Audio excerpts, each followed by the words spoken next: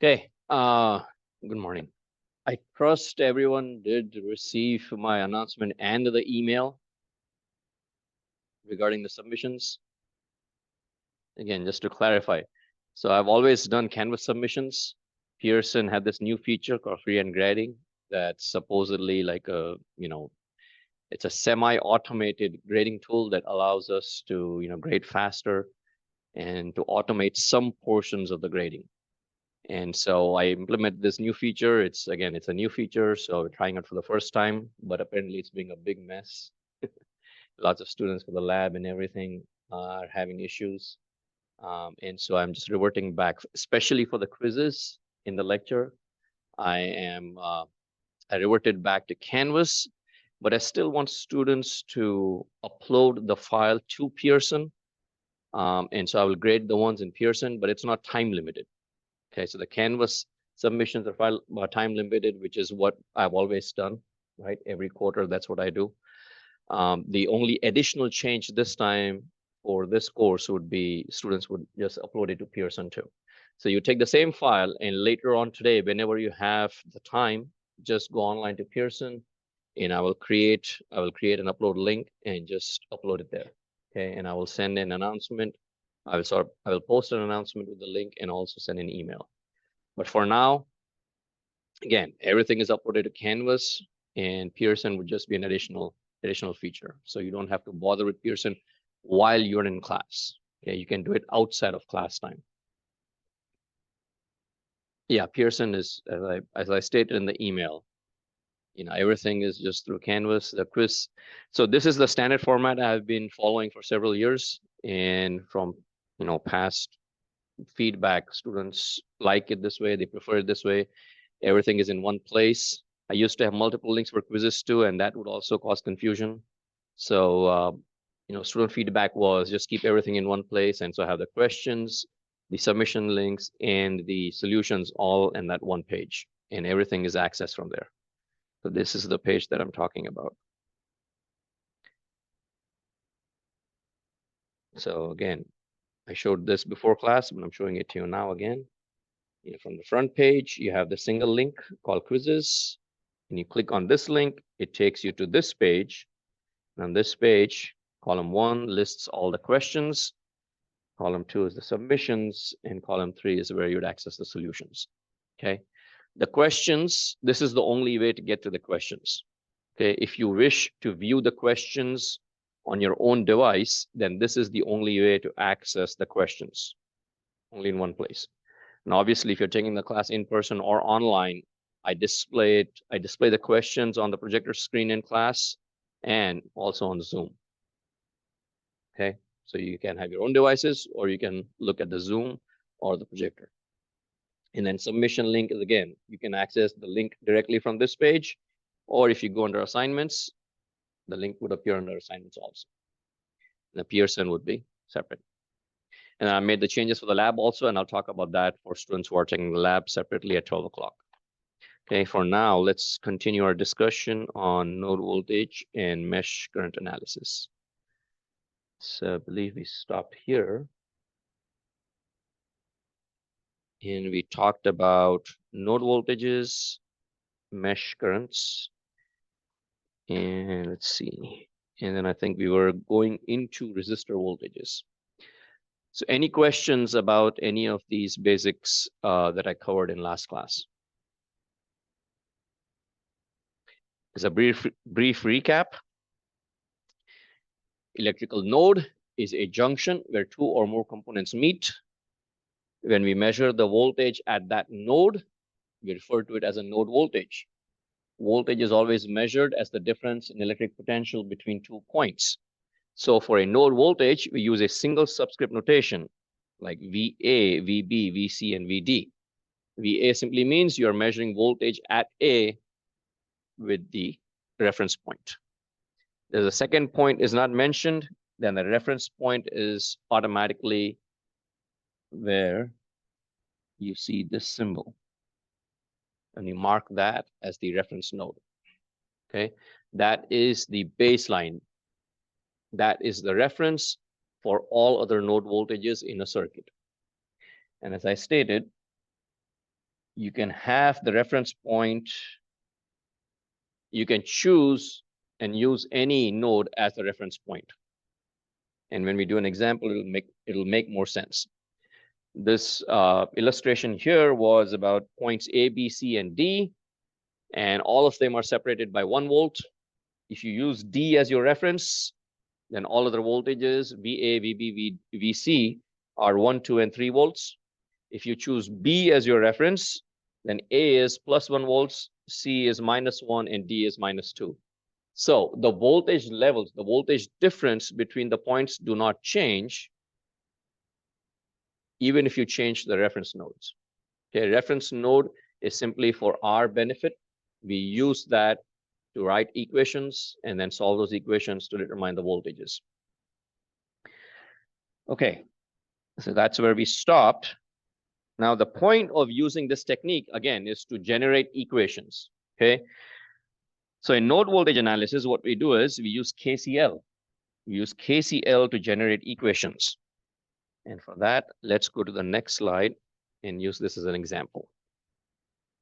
Okay, so we have a resistor R. We have R connected between node A and node B. Okay, node A and node B.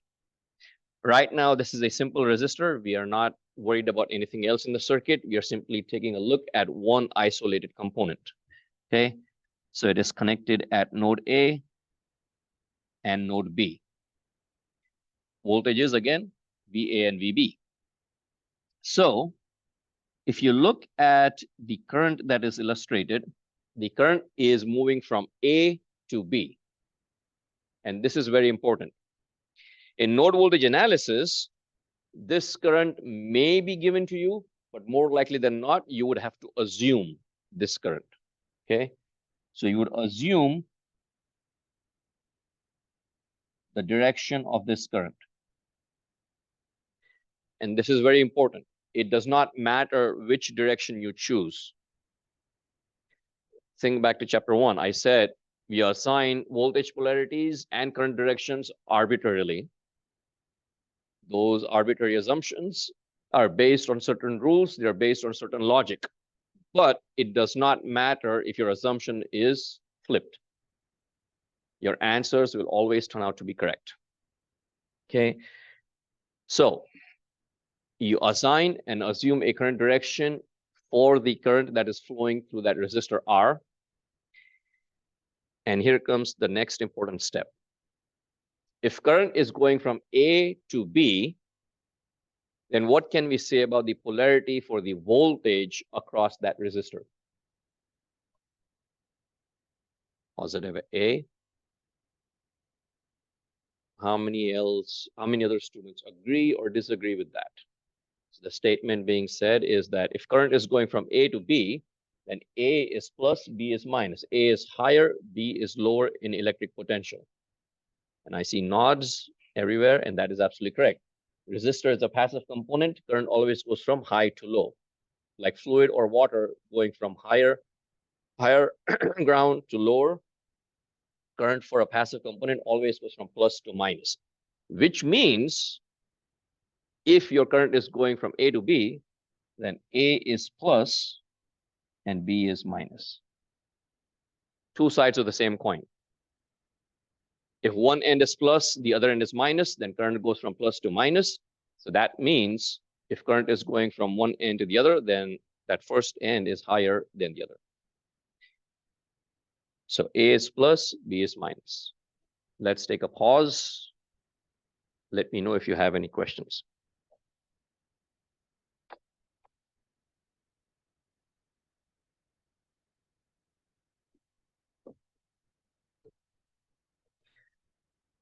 This is, again, one of the most important steps for solving using node voltage analysis. This is the initial setup of your problem, okay?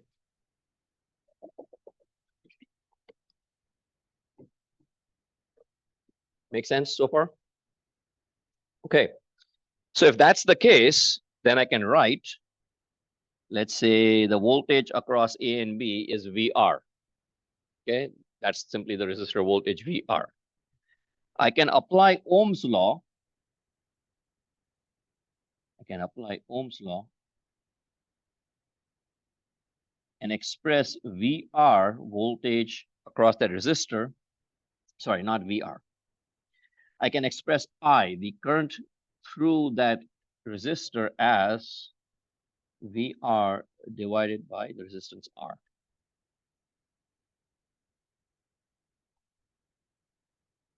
Make sense? Right? Ohm's law, VR divided by R. V equals IR, so I is V over R. And now, what you're going to do is you're going to express that resistor voltage in terms of the node voltages. Okay, you have resistor voltage VR. Resistor R is connected between A and B, 2 points in the circuit. VR is between these 2 points. So the voltage between these 2 points is the electrical difference. I mean, the difference in electric potential between these 2 points. And what is the difference? VA and VB. So it is either VA minus VB or it is VB minus VA. Which one do you think fits?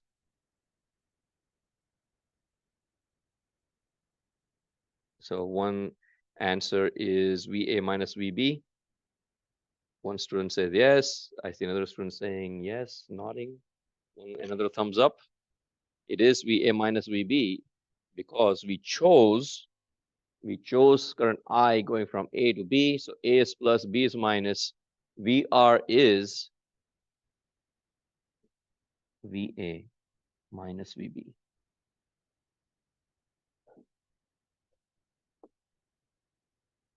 And again, let's take a pause while it sinks in. Let me know if you have questions.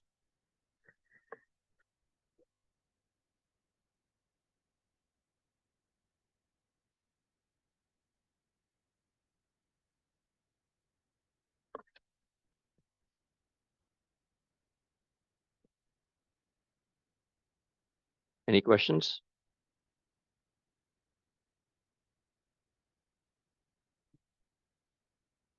Nope. Okay.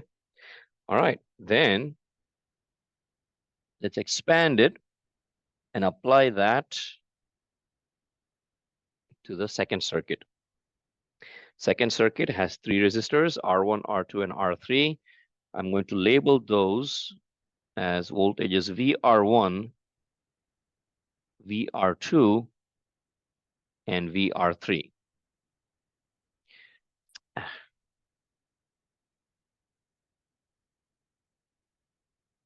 Okay. Now, the currents are already labeled. The current directions are also given to us. So we don't have to make any assumptions. Okay. I1 and I3 are going from left to right, and I2 is moving from top to bottom. So if I1, let's take a look at I1. If I1 is going from A to B, then VR1 has a polarity with plus on the left, minus on the right. Make sense? I3 is also going from left to right, meaning it's going from B to D. So VR3 has a plus on the left, minus on the right. And then, actually, you know what? Let me use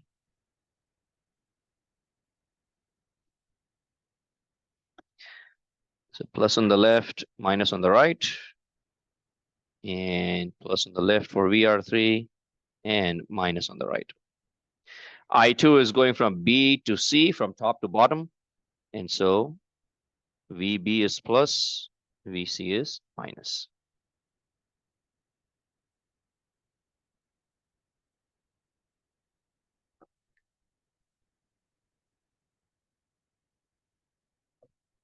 Okay.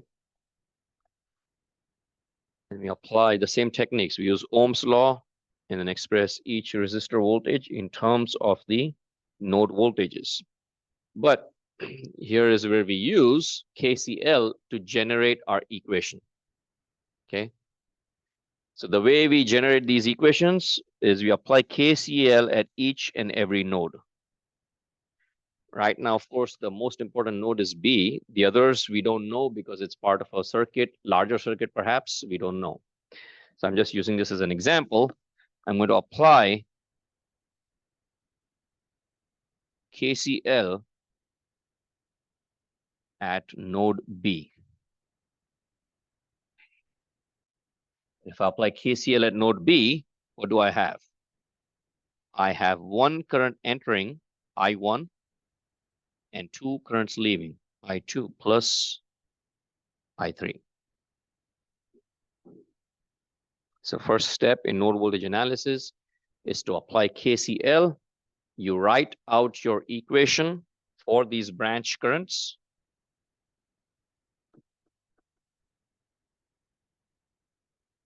These currents are also known as branch currents.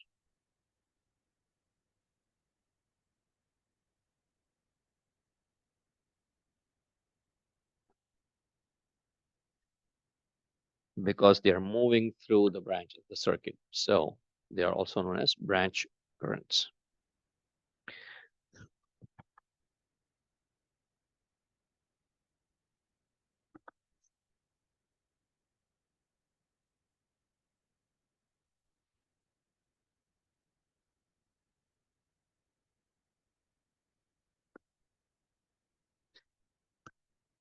Okay. So you have I1 equals I2 plus I3. Now we apply Ohm's law to express each branch current in terms of the resistor voltage. I1 is through R1, so I can write it as VR1 divided by R1. I2 is VR2 divided by R2. And I3 is VR3 divided by R3.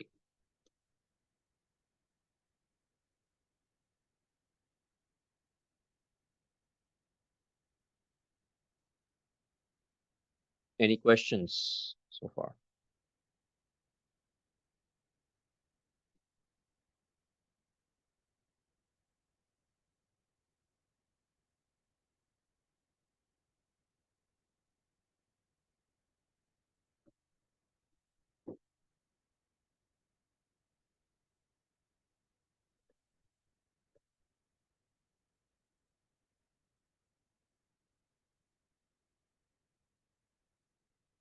All good.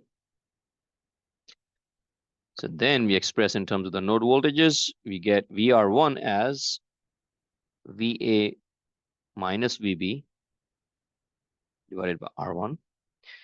VR2 is VB minus VC divided by R2. And VR3 is VB minus VD divided by R3. And that's it. That's how we generate our equations. Oh, hold on. After this step, simply plug in all known values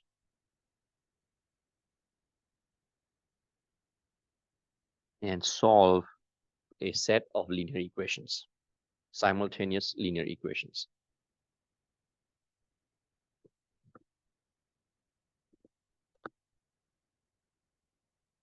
Okay, 10-second pause. Think over it. Let me know if you have any questions.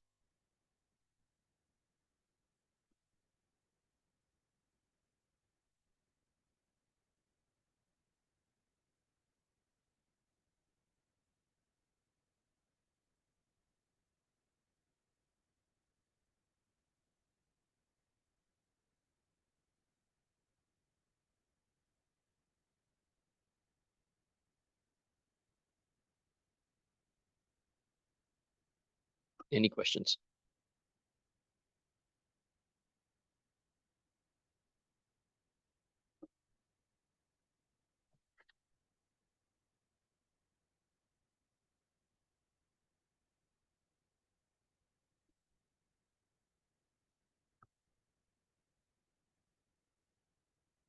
Once you reach this step, when I state plug in all known values, meaning the resistor values will be known to us, R1, R2, R3. Okay. The variables are the unknown node voltages.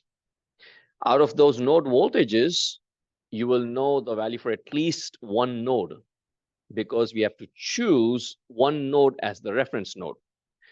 Let's say, for instance, in this example, we choose VC or node C as our reference. Now, if node C is our reference,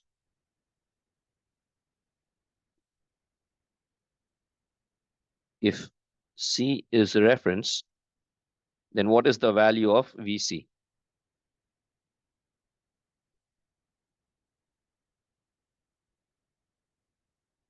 0.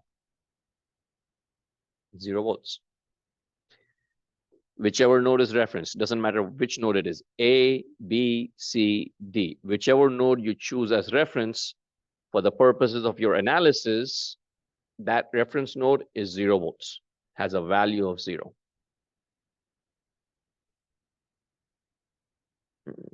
Pretending as the negative of the battery, not really.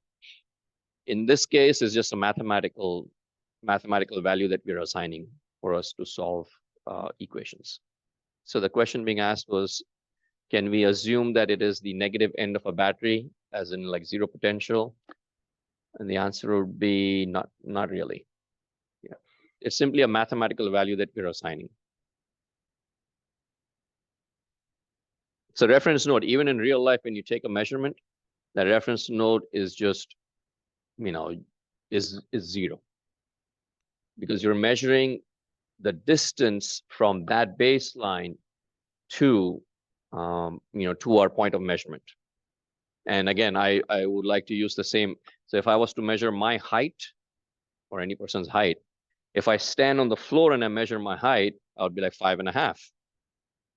If I stand on this chair and measure my height, I'm still 5.5. I'm not miraculously going to be 7.5 just because the chair is 2 feet high. Make sense? So the floor, the seat of the chair is now 0 instead of the floor of the room being 0. If I stand on the table is 3 feet high. My height is still 5.5. I'm not going to be 8.5 just because the table is 3 feet high. Now my 0 reference is the surface of the table. So in that same sense, any point in the circuit can be assigned a 0 just because it's the reference for the point of measurement. Does that make sense, everyone? Right? Okay. All right. So as I was saying, so at this point, when you plug in the known values, you would have R1, R2, R3. Your reference node goes to 0. Right now, we have 4 unknown variables, right? 4 unknown variables. A, B, C, D, VA, VB, VC, VD. VC is 0, so that relieves only 3 unknown variables. Now, if you had a voltage source, then we could assign the end of that voltage source as the reference and would be able to get the answer at a second node. And that would leave us with only 2 unknown variables. So depending on how many unknown variables you have, you need that many equations to solve. If you have 1 unknown variable, you need only 1 equation. If you have 2 unknown variables, you need 2 equations. If you have 3, you need 3, and so on and so forth. In this course, I would not give you a circuit that goes more than 3. Most of them will be like 2, maximum 3. Okay, and you can solve those linear equations using any method you want. You can program it in your calculator. You can solve them manually by hand. You can use MATLAB software. You can use online solvers. Anything is fine. Okay. So to summarize the steps, the first and the most important step is to identify all the nodes in the circuit and select a reference node. It doesn't matter what you choose.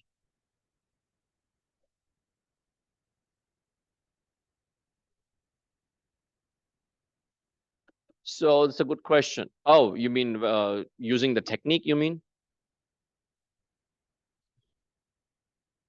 Yeah, so the question being asked is in the homework or the quizzes, will it state node voltage? The answer is yes. The homework title itself is just node voltage analysis. Yeah, so every homework assignment is separate it out. It's there. Homework number 9 and 10 are node voltages and mesh current analysis. Yeah. So it doesn't matter which node. Okay, it doesn't matter which node you choose. It does, however, make it easier if you choose the negative end of a voltage source as your reference. So if you have a voltage source in the circuit and you choose, let's say this is A, this is B, and this is the value of Vs. There's a fire alarm? I don't think so. If B is reference,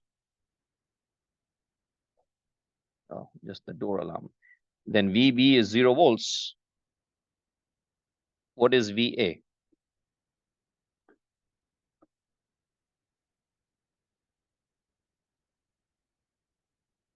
No, VB is 0.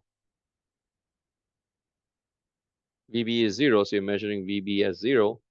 At the other end, it would be what, 0 or VS?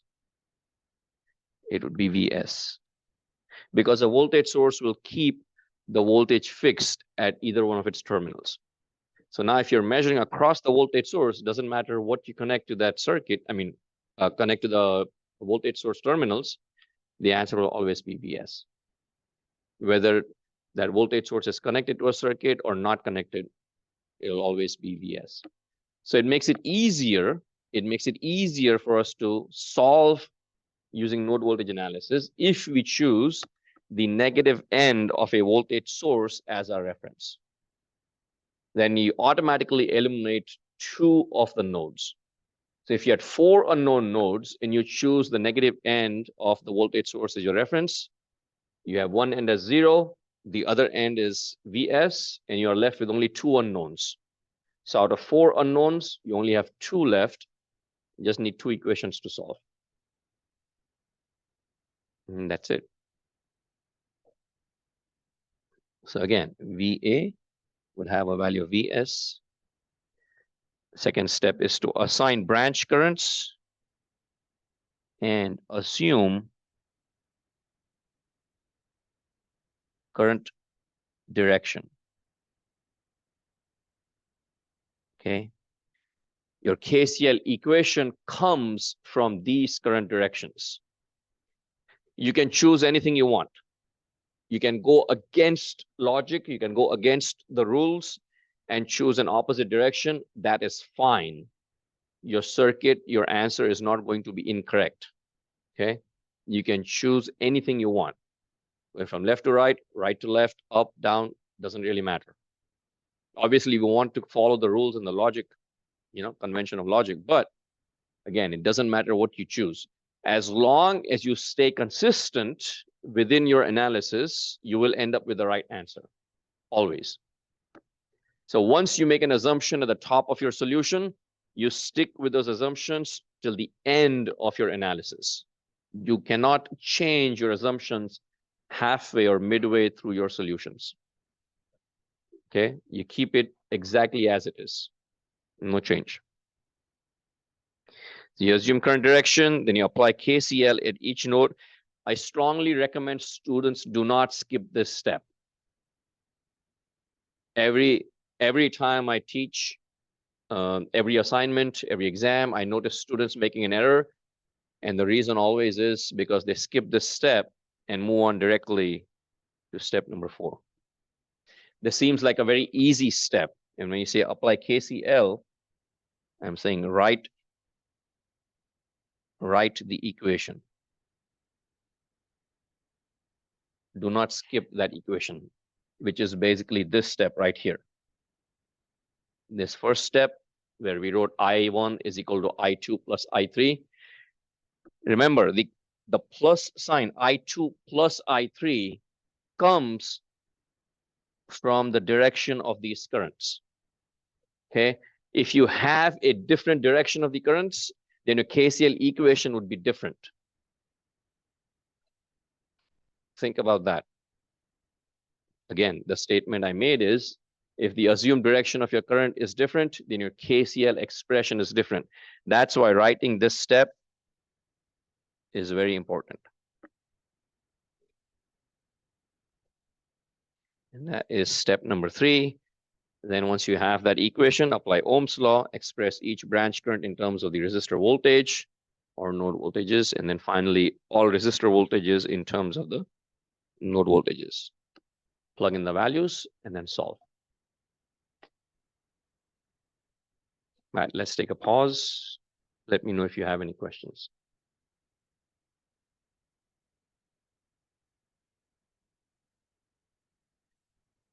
Any questions from anyone? Okay, let's take a break then. And we'll meet back at, let's see, it's 11:07. Let's take a 4-minute break and meet at 11:11.